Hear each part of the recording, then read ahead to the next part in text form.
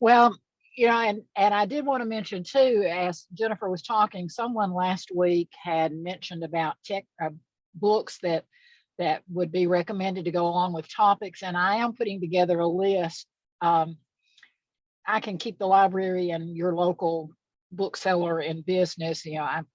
There are so many great books out there and so many things that we need to be reading. The other thing I will tell you, you may notice that I'm sitting on the side of the road in a car because I'm traveling. So if I'm hoping that the picture is clear and I hope that the audio is good.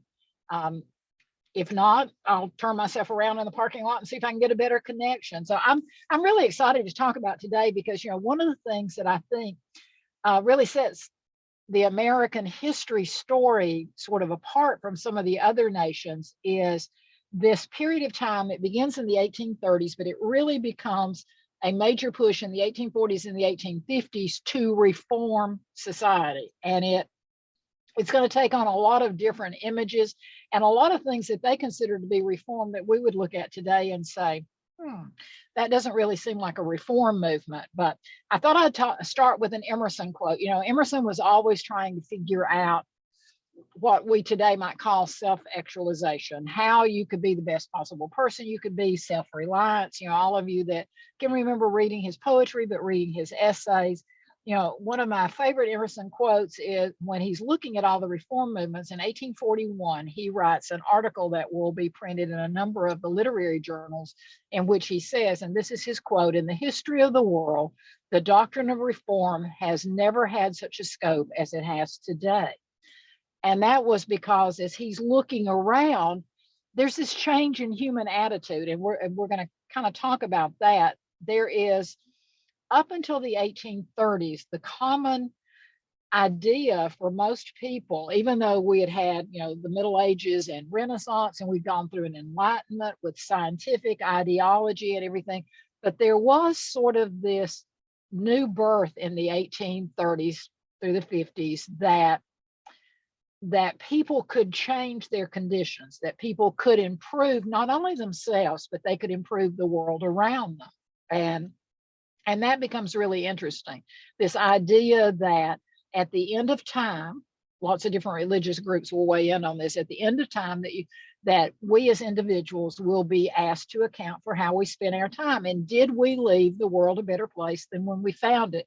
Which seems so appropriate with us meeting today and yesterday having been the commemoration of Dr. King and his legacy, talking about justice and, justice denied anywhere is justice denied everywhere, all of those sorts of major ideas, which is 120 years later, but it's still that idea that comes to fruition during that period of the 1830s through the 1850s. And part of it is an Enlightenment sort of idea, this idea that we were freer to explore ideas, both in secular society and religious thought.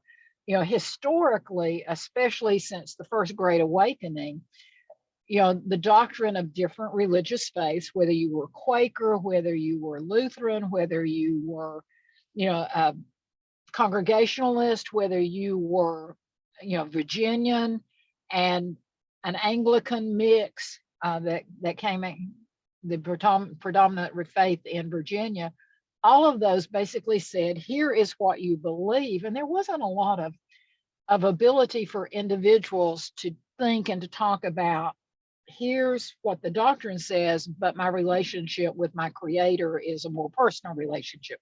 So that begins to change.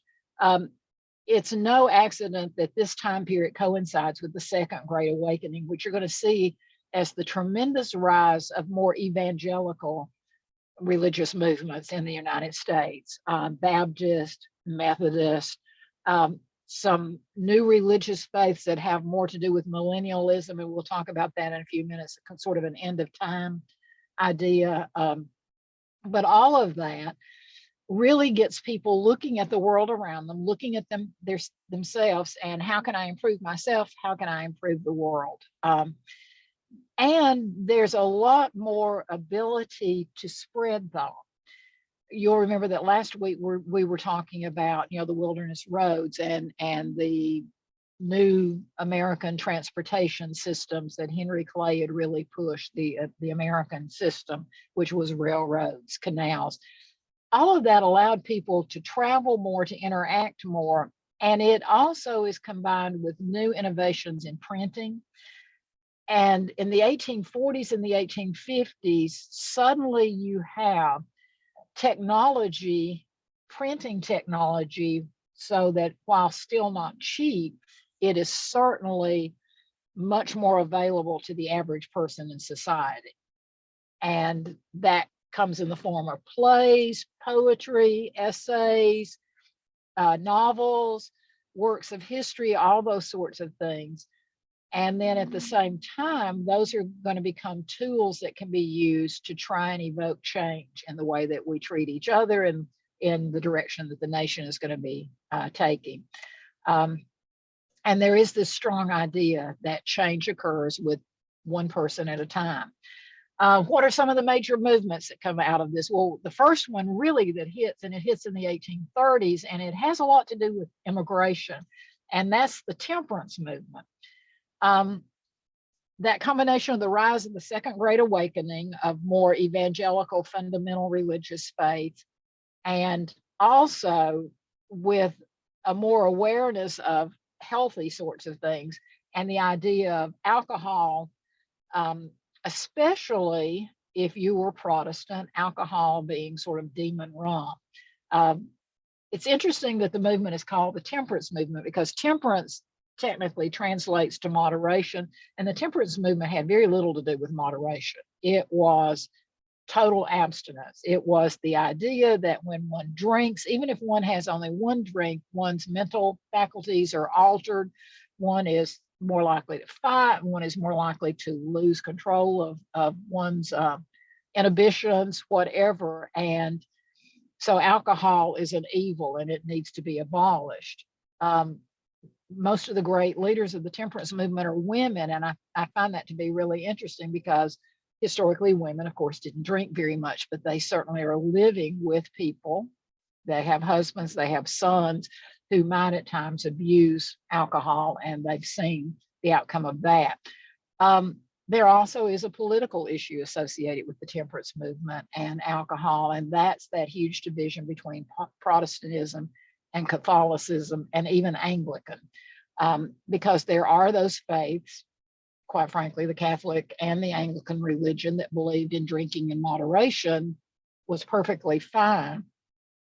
Most of our early distilleries, most of our early, even going back to colonial times, so many of those who knew how to make liquor or could make something more refined like whiskey, an awful lot of them were Scots and Irish. And while the Scots were very famous for making their brand of whiskey and their Scotch liquor, because they were Protestant, it was a much more controlled substance, where with the Irish, there was a wider wealth of the kinds of alcoholic beverages that they make. And in the 1840s, there's going to be the rise of something called Nativism.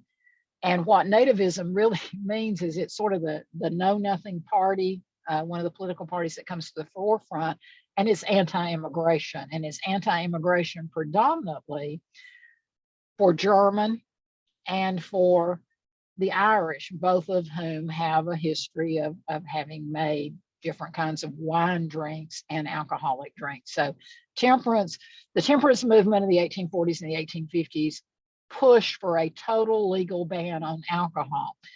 In areas where they were unable to do that, then they certainly pushed that no alcohol would be allowed to be sold on the Sabbath, and that's the beginning of our blue laws. And some of you may be old enough to remember when no alcohol could be sold anywhere on a Sabbath.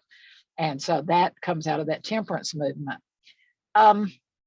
Probably the movement that most of us are most familiar with that comes out of this age of reform has to do with abolitionism. And it was, interestingly, abolitionism came about as a movement to counter colonization, which had been advocated beginning in 1816, hit its height in the 1820s and the 1830s through the American Colonization Society.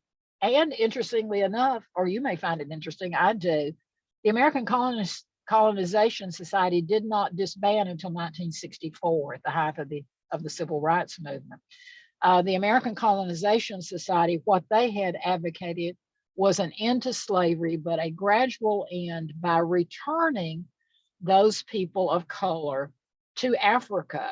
Liberia was set up as a free colony, and American Blacks, American African Americans would be returned there to the colony. In the 1830s, there were those who believed that colonization was at best a wealthy plan. I mean, it was just not going to be maneuverable. How were you going to do that?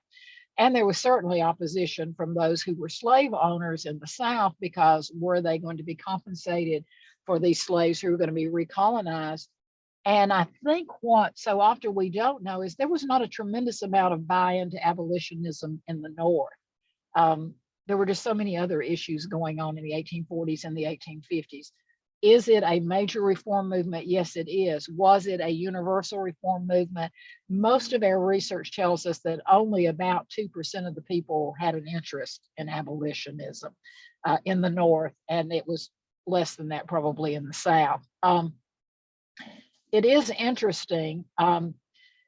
Abolitionism, the push for abolitionism, really negated any compensation for slave owners. There would be no compensation that would go to masters. The abolition movement, in many cases, was tied in with the religious reform movements, and therefore those who were seen as slave owners outside of certain regions of the South, slave owners were seen as sinners. And the wages of sin is death, so therefore there would be no economic compensation for those slave owners who would be forced to give up. It ends up splitting a number of the predominant religions in the United States in the 1840s and the 1850s, so that you will find a difference between Presbyterians, certain sects of the Presbyterians in the North and certain sects in the South. Cumberland Presbyterians, the Cumberland Presbyterian movement is born out of this split over the question of slavery. You find that in a number of the other Protestant faiths. Was how much of a role should the church have in that? Are we doing God's work by dealing with the issues of abolitionism, or do we allow God to control the timetable in which all of that happens? It's kind of fascinating. William Lloyd Garrison, probably one of the most prominent of the male abolitionists, had a totally different idea about how we ought to deal with slavery. And I think most of us probably know William Lloyd Garrison as the Liberator newspaper, abolition newspaper, but also the one who said, "Go West, young man." Garrison believed very strongly in the idea of manifest destiny. And we say manifest destiny today, and everybody goes, oh my gosh, there's that God-given right of the European immigrants to sort of just storm across continental US, wiping out everybody in their way. That is, in some cases, that is a product of manifest destiny.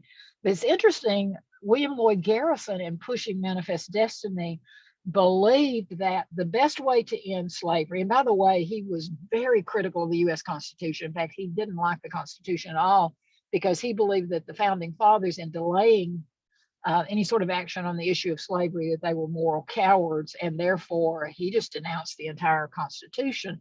But he did believe that westward expansion was the best thing, and the idea that if we moved people westward, the more that people had room to sort of have their own breathing space, the less they would come in touch with each other and there would be conflict.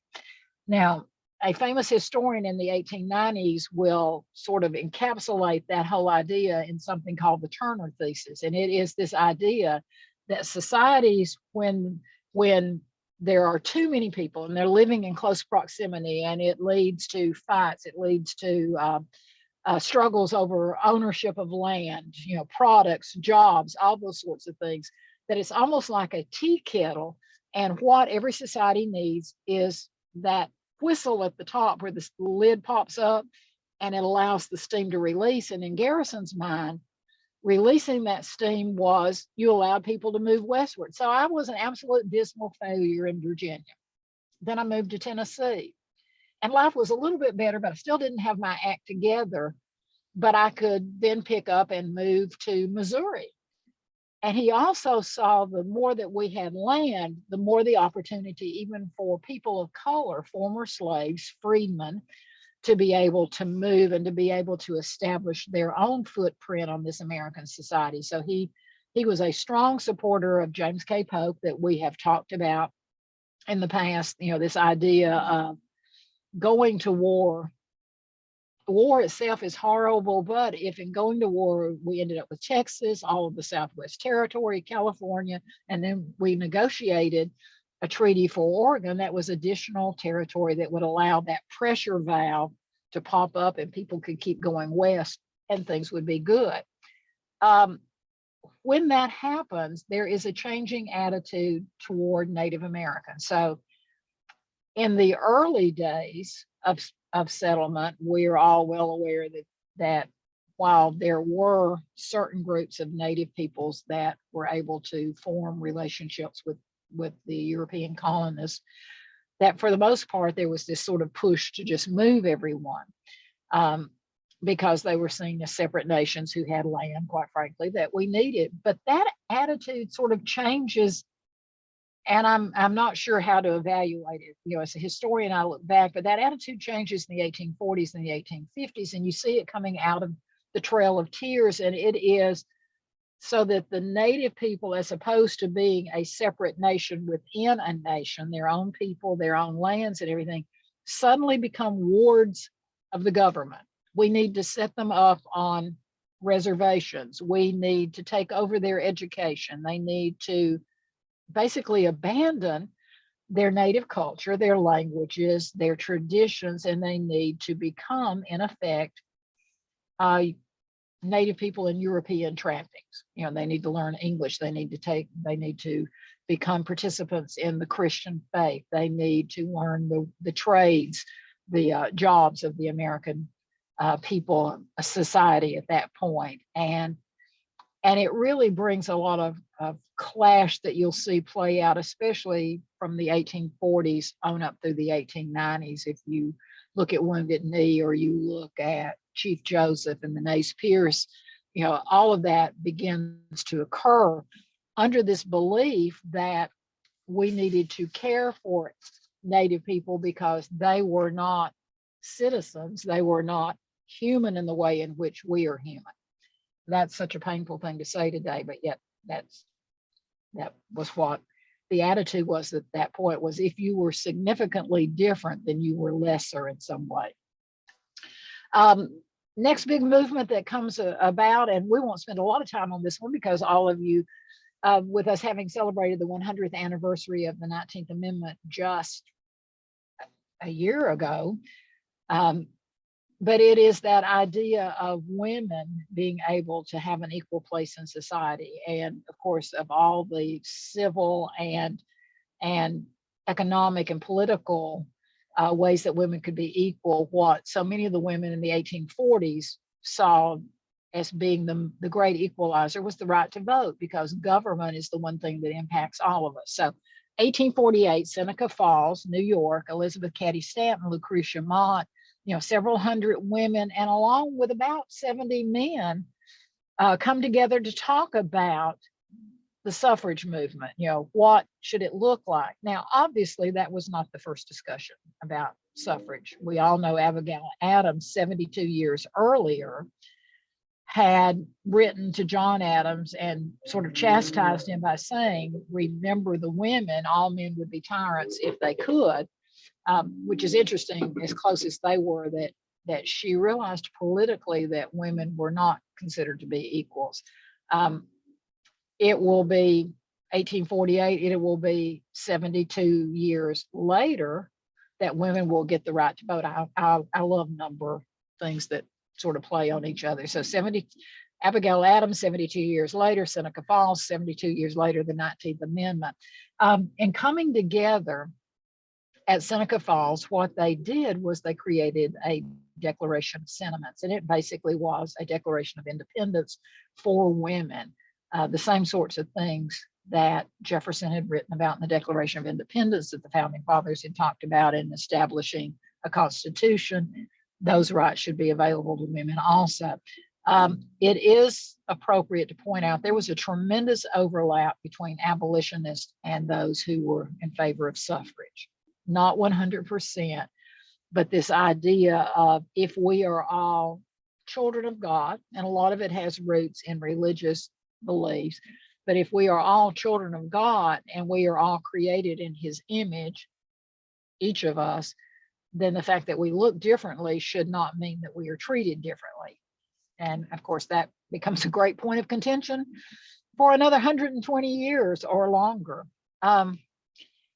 One of the things as people during this time period were looking at, if I can improve myself, one of the ways in which I can improve myself is I need to be healthier. I need to eat healthier. And you're going to find in the 1840s to the 1850s a number of religious-based, but also some of them very secularly based movements to purify the human body. One of the most famous is a guy by the name of Sylvester Graham, who is a Presbyterian minister, and he will, from the pulpit and in his writings, come up with the idea that, anything that is not natural being introduced into the human body is an abomination to the Lord. So no coffee, no tea, no spices, no salts, no sugars, no hot peppers, none of those sorts of things. And he will say, that we need to get back to, and it's kind of funny when you think about it today, because we talk so much about fiber and roughage and everything, but he will come up with what he calls a cleansing cracker that he believes one should eat morning, noon, and night, and that it will help the body to cleanse itself. And of course, Sylvester Graham, that's the Graham cracker, which has its roots in this whole movement to eat healthier. And talking about religious sorts of things, it's interesting because coming out of the Second Great Awakening, there are all sorts of interpretations that you're going to find that will begin to be discussed and begin to be practiced in this period from the 1830s to the 1850s. For the very first time, you're going to have a huge movement in missionary work. Now, while most is probably too strong, while many of the religious faiths of the founding fathers during that colonial period had talked about bringing other people to the Lord, there were also those who believed that, yes, that you put the message out there, and those who were predetermined to be receptive to the message would hear the message and they would become believers. But there was not as this huge idea of going forth into the world and becoming missionaries. And that will come out of the American Christian Missionary Society, which is formed in the 1830s. And their primary emphasis is going to be the heathens, that's their quote, of Asia. They're going to feel that the best way in which they can spread the word of God, the love of God, the accepting nature of God is to go into those foreign mission fields, and they're going to build churches, they're going to build schools, they're going to build hospitals, because they do believe, the American Christian Missionary Society does believe very strongly that the spirit is not separate from the body, that all of it is one person, and you have to care for all of the person. It's during this period of time that we first have the rise of Sunday schools.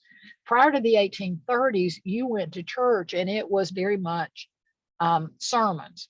You might have gone to a church where on the Sabbath there was 4 hours of sermons, you had lunch, and then there were 4 more hours of sermon. That was not uncommon.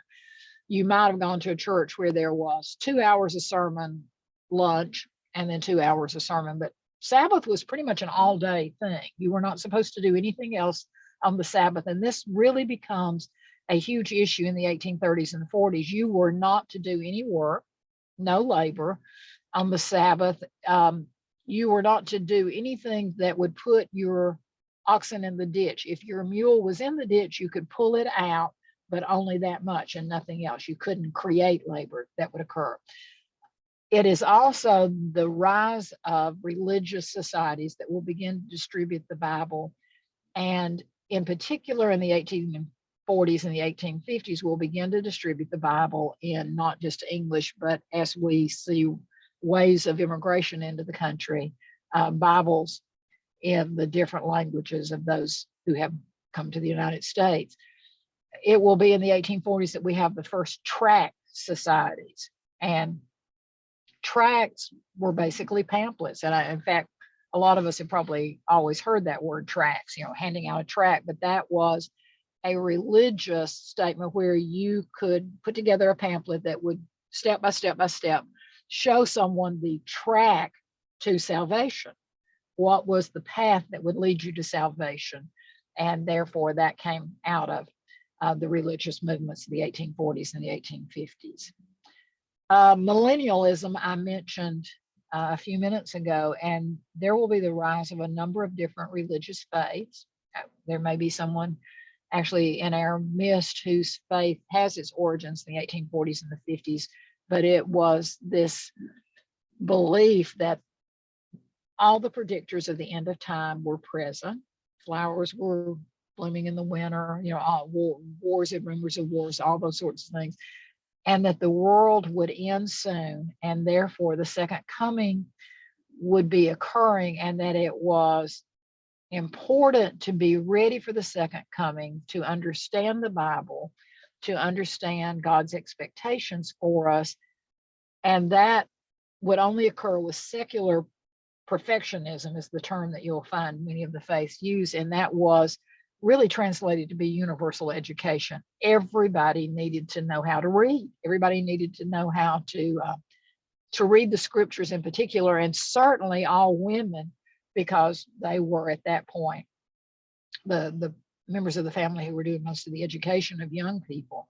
So, but they're also coming out of that by the 1850s will be this huge push for universal education and free schooling. The name most often associated with that is Horace Mann, who started out in Massachusetts as the secretary of the school board in Boston. Will eventually, within a couple of decades, will end up as president of Antioch College, but he will look at education. How do you deliver education to the masses? How do you do that in communities where in the past education had been something for the elite, for the wealthy, those who could hire their own tutors, or families of means could come together and hire a tutor. Now there is this idea that everyone needs a basic education of the 3 R's: reading, writing, arithmetic, so that you could function in society and you could be a productive person. That would then win a victory for humanity and put us in a better place to be ready for the second coming. With this movement toward universal education, it's really kind of fascinating, because in the earlier religious movements, there had always been, for the most part, this supposition that if one was mentally deficient, one was physically handicapped in any way, if one was emotionally handicapped or mentally challenged, that it was a wage that one was paying for sins of the fathers, the way the scriptures were interpreted. And you're going to find that the 1840s and the 1850s, in this period of reform, people begin to look and say, you know what, that just seems illogical. It seems certainly non-compassionate. Why would God put the sins of the fathers on children by making children handicapped in some way? So you're going to find this huge movement to begin to deal with those people in society who have some sort of what were deemed at that point in time to be afflictions. Interestingly, kind of a side note, because I always find this so interesting, when Benjamin Franklin invented the bifocals, there was a tremendous backlash that he was developing these glasses that would allow people as they age to be able to read better, because he was interfering with the will of God. That having bifocal glasses was tampering with God's will. We look at that today and think, well, that's just silly. as I sit here with contacts in so that I can see what I'm doing. And so many of us depend on glasses as we get older.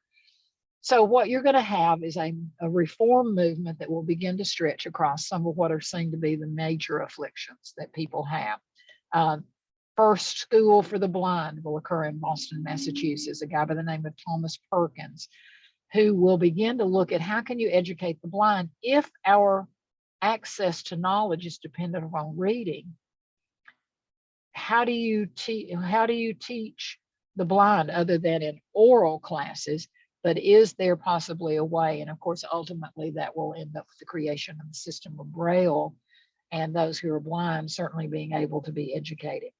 There also was this consideration that if one was deaf, that was also an affliction. And Samuel Howell, H-O-W-E, Howell, in Massachusetts also will create the first school for the deaf. And they will begin to try to determine how do you communicate. And as was natural, so often for people who were deaf, there was often a lot of signing, and eventually they will codify what will become the American Sign Language so that those who are deaf are able to communicate and communicate clearly and be able to deal with, high level intellectual thoughts and be able to have those sorts of discussions just doing it with American Sign Language.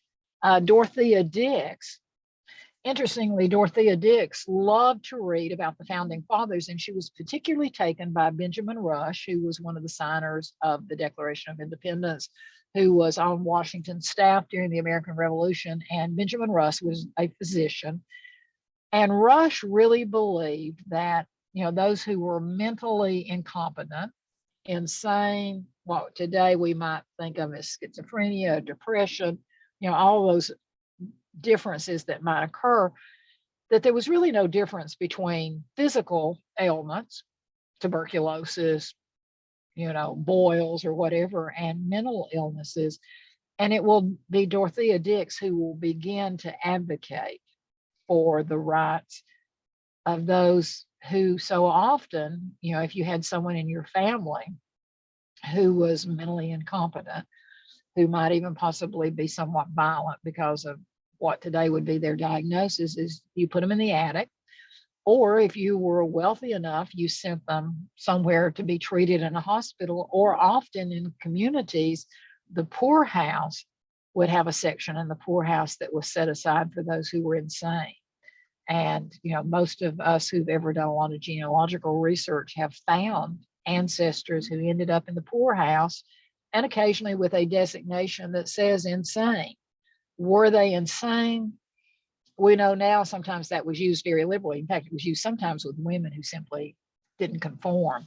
But it will be Dorothea Dix who will begin to say, even those who are mentally ill deserve to be in clean rooms. They need decent food. They need medical treatment, all those sorts of things. You just don't lock someone away with the idea that eventually they'll die, that they don't have to do anything else. Now, the other huge movement, and I'm looking at our time because I do want to end a few minutes early so we can talk about it a little bit. One of the big movements that comes about in the 1840s and the 1850s is, if indeed we believe that we can work on perfecting ourselves and we can work on perfecting society, then you're going to have the rise of a lot of groups of people who believe that communally they can do that. So you've got utopian societies. One of the earliest utopian societies really believed that the way to deal with poverty was you raised wages by lowering the number of people in the workforce, and you lower the number of people in the workforce by looking at those Western lands and coming up with homesteads. That was where the homestead idea came from, was this idea of moving people out of the workforce, therefore wages would come up and people would make a livable wage. Lots of utopian societies. We have in Tennessee, we have Rugby, which was a socialist experiment. Everybody would pool their resources together. Everybody shared and shared alike. Everybody shared the land, they worked together, assignments were made. Of course, rugby only lasted about 20 years. It ended up coming to conflict, but there are other examples, some a little more successful, some less successful, of utopian societies. New Landmark, Indiana. Robert Owens, who was quite the famous reformer in England, he was an industrialist, actually Scottish by birth, but he believed that the way to economically improve productivity in society was to have happy workers. So he, in England and in Scotland, and then he will open a branch of his ideas in New Landmark, Indiana.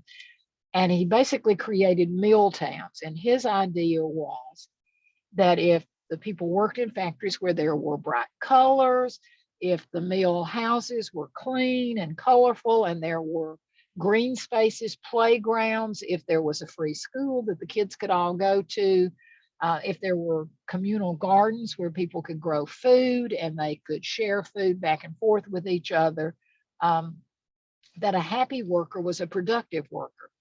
And for a period of time, that was a highly successful program. The difficulty came in being able to do away with personal competition for positions of authority and such within the factories. How do you determine who become the foreman and who become the superintendents and those sorts of things? So it was a little bit difficult. Brooks Farm in Massachusetts, the Oneida community in New York. We have Oneida silverware today, but that came out of the Oneida community. And that was, again, everybody shared the land, everybody was family, everybody worked together, and there was no ownership. It purely socialistic, but each of those societies only lasted for a short period of time, probably because of human nature. One of the ones that's interesting to look at that sort of splits both of the ideas of religious reform and utopian is, of course, if you look at the Shakers, and I'll post a couple of books for you to read about the Shakers. I just finished a fascinating one. And of course, the Shakers believed in communal living, communal ownership of property, assignment of work. You know, everybody ate together, the women on one side of the eating hall, the men on the other side.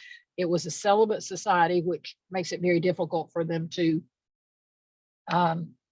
keep going. In fact, the last of the Shakers, the last time I read something, I think there were still 3 people practicing the Shaker faith, but because they're not families and there's no marriage and no procreation, then you have to depend upon new converts coming into the faith. But it was very interesting. It was, healthy living, no violence, no alcohol, everyone living together as family, and their founder was referred to as Mother. And, when you died, you were going home to Mother.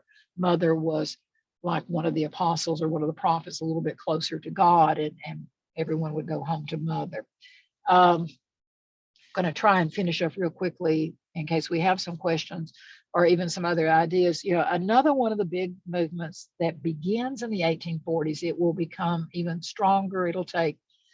It gets sort of knocked out of the way with the American Civil War, and then it will come back with a vengeance in the 1880s and 1890s, and that will have to do with how women dress.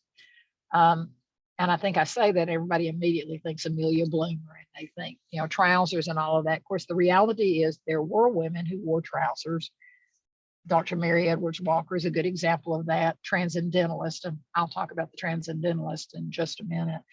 But that all came about as sort of a reaction to the fact that it was not uncommon for women of power, women of great wealth, to not only cinch themselves. I'm going to ask, and I can't see anyone but myself, but all of you that have ever read Gone with the Wind or seen Gone with the Wind, there's that famous scene where Scarlett is so excited because Mammy is able to cinch her waist to 15 inches and everybody else is 16 inches or larger. Of course, every time I see that scene, I think, oh my gosh, my knee is more than 15 inches.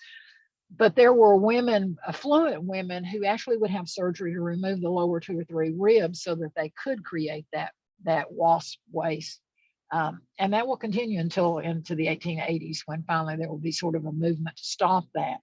But this idea, we believe now, that probably contributed greatly to the number of women who died in childbirth, because especially women of affluence, because there had been this misalignment of all of the internal organs and things that had happened.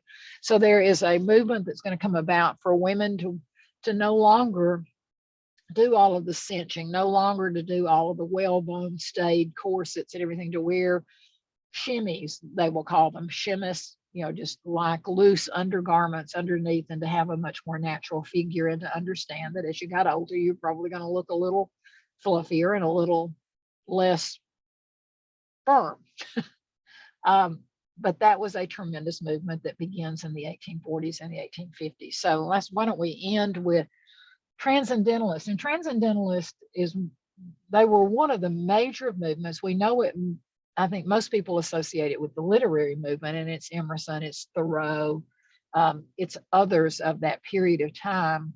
James Fenimore Cooper, quite a bit of it. Those of you who grew up reading Leatherstocking Tales and maybe had a crush on Hawkeye, Last of the Mohegans, all of that. It is this idea that man is most noble in nature, that it is society that corrupts us. It is society that puts us in competition with each other. It is, we are thrust into situations where we jockey for whom will be most successful, that man is best when man is governed least, but he is governed least when he is one with nature. So what does Henry David Thoreau do? He goes off and lives at Walden Pond.